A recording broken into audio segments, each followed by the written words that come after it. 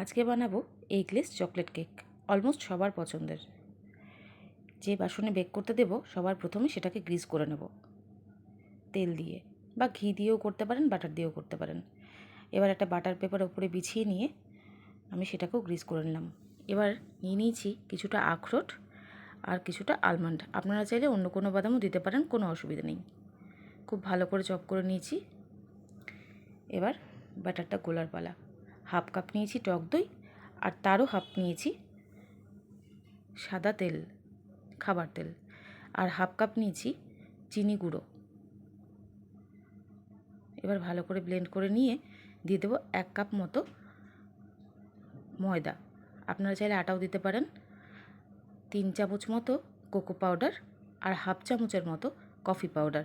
এই কফি পাউডারটা কিন্তু এটার মধ্যে একটা দারুণ ফ্লেভার অ্যাড করবে। এবার এটা ভালো করে চেলে নেব।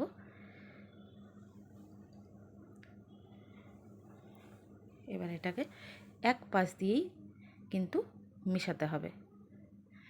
এবার হাফ কাপ দুধ নিয়েছি, অল্প অল্প করে এই ব্যাটারে আমি দেব। সবটা একবারে দেবেন না, অল্প অল্প করে দেবেন। আমি দুবারে দিয়েছি।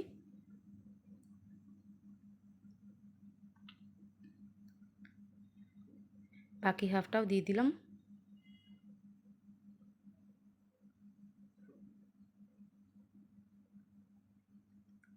এবার দিয়ে দেব 1 চামচ মতো বেকিং পাউডার, তার হাফ নিয়ে নিয়েছি বেকিং সোডা, আর একটুখানি নুন ব্যালেন্স করার জন্যে। এবার এটাকে ভালো করে গুলে নেব। ওই একই পাশ দিয়ে গুলবো, আর সময় নষ্ট কিন্তু এই মুহূর্তে আর করা যাবে না। এবার দিয়ে দেব ওই ব্যাটারে,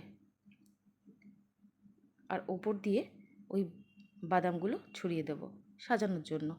আপনারা চাইলে ব্যাটারের মধ্যেও দিতে পারেন, কিন্তু আমি দিলাম না। এবার 10 মিনিট ধরে আমি একটা কড়াইকে প্রিহিট করে নিয়েছি, তার উপর দিয়ে দিচ্ছি, ভেতরে দিয়ে দিচ্ছি একটা প্লেট। এবার দিয়ে 35 মিনিট, পাক্কা 35 মিনিট ভুলে যান। ব্যাস 35 মিনিট পর কেক কিন্তু ডান। চেক করে নেব। যদি এটা একদম ক্লিয়ার আসে তাহলে বুঝবেন আপনাদের কেক কিন্তু রেডি। ব্যাস হয়ে গেছে।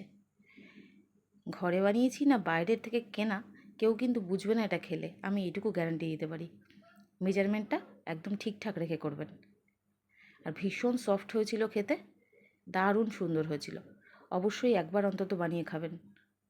দেখুন কি সুন্দর।